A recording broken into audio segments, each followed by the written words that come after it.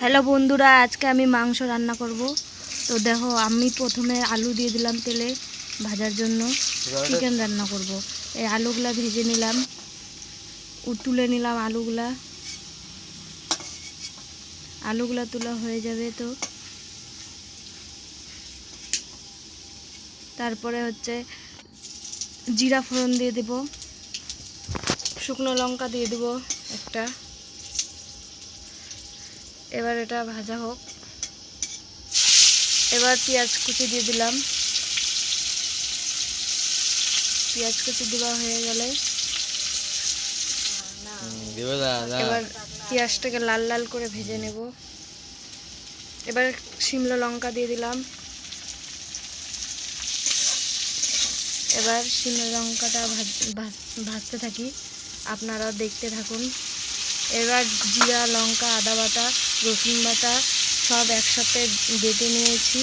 পেঁয়াজ বাটা সব একবারে বেটে নিয়ে এবার এটার সাথে যতক্ষণ তেল না বাড়ায় ততক্ষণ দেখতে থাকুন, মাংসটা ছাড়বো। এবার টমেটো পেস্ট করা রাখা ছিল, ওটা দিলাম। এবার নাড়াচাড়া করে নিই। এবার লবণ দিয়ে দিচ্ছি।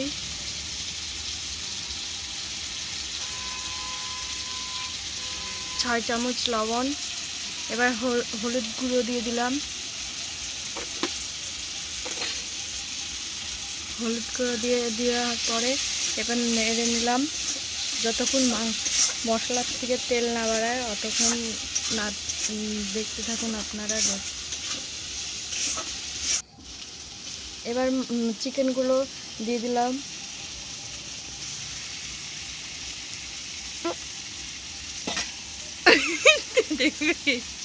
চিকেনগুলো দিয়ে দিলাম। এবার আলু দিয়ে দিলাম, ভাজে রাখা আলুগুলা।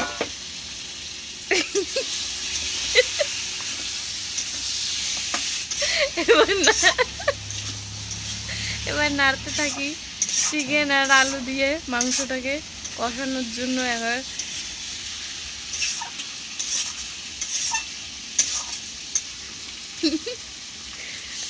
এবার জল দিয়ে দিলাম কষানোর জন্য।